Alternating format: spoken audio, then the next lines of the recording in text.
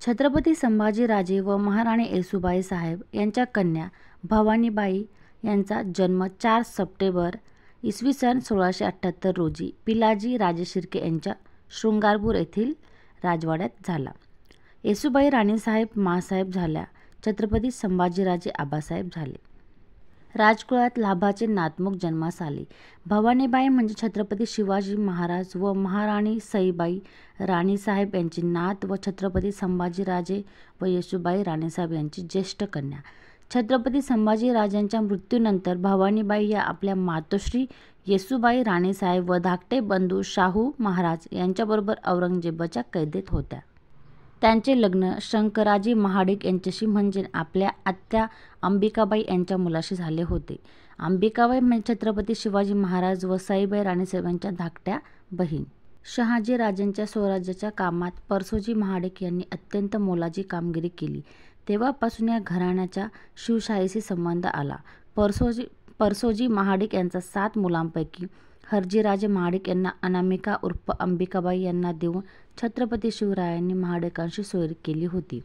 ज्याप्रमाणे नाईक, निंबाळकर, जाधवराव, राजे शिर्के, मोहिते या लोकांचे भोसल्यांच्या घराण्याशी संबंध आले, त्याचप्रमाणे महाडिक यांचे भोसल्यांच्या राजघराण्याशी संबंध आले. महाडिक हे घराणे फार प्राचीन असून ते उत्तर हिंदुस्थानातून आलेल्या क्षत्रियांपैकी एक होते. शंकराजी महाडिक हे औरंगजेबाच्या नोकरीत कर्नाटक असताना औरंगजेबाच्या कैदेतून येसूबाई राणीसाहेब व शाहू महाराजांच्या सुटकेसाठी यांनी खूप प्रयत्न केले होते. संभाजी महाराजांच्या मृत्यूनंतर औरंगजेब मराठी राज्य गिळंकृत करण्यास टपला होता. साऱ्या दक्षिण प्रांतात मोगली फौजा धुमाकूळ घालत होत्या. अशा वेळी हरजी महाडिक व शंकराजी महाडिक यांनी जिंजी परिसर स्वराज्यात ठेवण्याचा फार मोठा पराक्रम केला. त्यामुळे छत्रपती शाहू महाराजांनी शंकराजी महाडिक म्हणजेच आपले थोरले मेहुणे यांना 4 हजारी मनस्पार करून आपल्या ज्येष्ठ भगिनी भवानीबाई यांना 24 गावांची सनद दिली. तसेच 72 वाड्यांची व 5 वतनाची सनद त्यांच्या नावे करून दिली. शाहू महाराजांच्या आपल्या मोठ्या बहिणी भवानीबाई यांच्यावर अतिशय प्रेम होते. भवानीबाई या अत्यंत हुशार व धाडशी होत्या. सनदेप्रमाणे भवानीबाई व शंकरीराज तारळ्याला आले. मुघलांच्या धामधुमीत तारळे गावाची तालुका पाटण सातारा झालेली वाताहत विस्कटलेली घडी भवानीबाईंनी परत बसवली व तेथील कारभार सुरळीत करून घेतला. नंतर काही दिवसांनी शंकराजी महाडिक यांचे निधन झाले. त्यावेळी त्यांच्याबरोबर त्यांच्या पत्नी म्हणजे संभाजी महाराजांच्या कन्या भवानीबाई तारळे येथील महाडिक यांच्या खासगी स्मशानभूमीत तारळे व काळगंगा नदीच्या संगमावर असलेली समाधी पाहण्यासाठी इतिहासप्रेमी लोक आजही आवर्जून भेट देतात. भवानीबाई यांना दुर्गोजी व अंबाजी हे 2 पुत्र होते. तारळे गावात राजे महाडिकांच्या म्हणजे छत्रपती शिवाजी महाराजांची मुलगी व नात यांच्या सासरच्या लोकांच्या पराक्रमाची पाऊलखुणा आजही आहे. तर आपण पुढे बघणार आहोत संभाजी महाराज आणि कवी कलश यांच्या मैत्रीबद्दल. 1666 ते 1689 पर्यंत चाललेली छत्रपती संभाजी महाराज आणि कवी कलश यांची ही अद्भुत मैत्री 336 वर्षांनी आज लोकांसमोर आली आहे.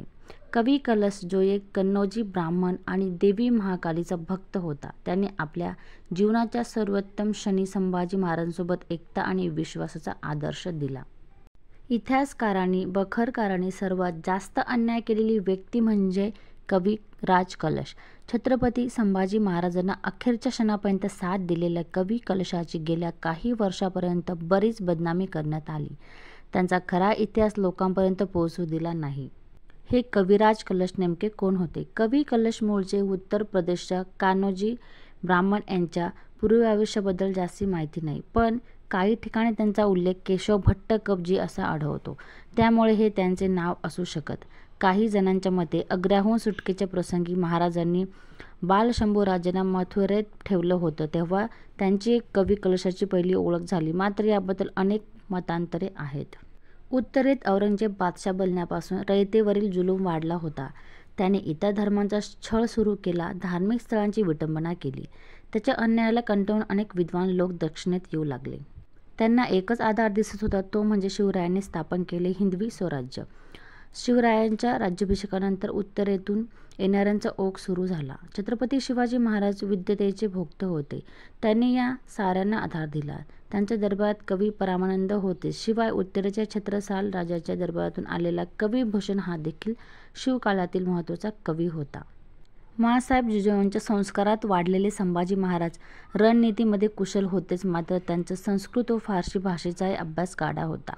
पंडित होते. त्यांना बुधभूषण, नायिकाभेद, सातशतक, नखशिंक असे ग्रंथ देखील लिहिले होते. काव्यशास्त्र विनोदाची त्यांना जाण होती. धर्मशास्त्रावर होणाऱ्या वादविवादामध्ये ते सहभागी होते. यातूनच अष्टपैलू विद्वान म्हणून ओळखले असलेले कवी कलशांच्या ब्रजभाषेतील काव्याचे संभाजी महाराज चाहते झाले. शिवरायांच्या मृत्यूनंतर दरबारातील अनेकांनी संभाजी महाराजांना गादीवर बसण्यास आडकाठी आणण्याचा प्रयत्न केला. यात अष्टप्रधान मंडळातील अनेक जण होते, मात्र शंभूराजांची रयतेमध्ये लोकप्रियता अफाट होती. त्यांनी राज्यकारभाराची घडी बसवली, मात्र त्यांच्या विरोधात असलेल्या अष्टप्रधान मंडळाने अनेक कट कारस्थाने केली. मुघलांपासून पोर्तुगीजांपर्यंत अनेक शत्रूंना एकावेळी तोंड द्यावे लागले. संभाजी महाराजांना या स्वीकारांच्या विखारी राजकारणाला देखील सामना करावा लागला. त्यांच्यापासून सुटका करून घेण्यासाठी शंभूराजांनी आपल्या विश्वासातल्या कवी कलशाची मदत घेतली. म्हणजे संभाजी महाराज आणि कवी कलश यांच्यामध्ये खूप प्रेमाची मैत्री झाली. तेव्हापासून कवी कलश आणि संभाजी महाराज एक दुसऱ्यांसोबत खूप प्रामाणिकपणे वागू लागले आणि कवी कलशाने संभाजी महाराजांना खूप साथ दिली.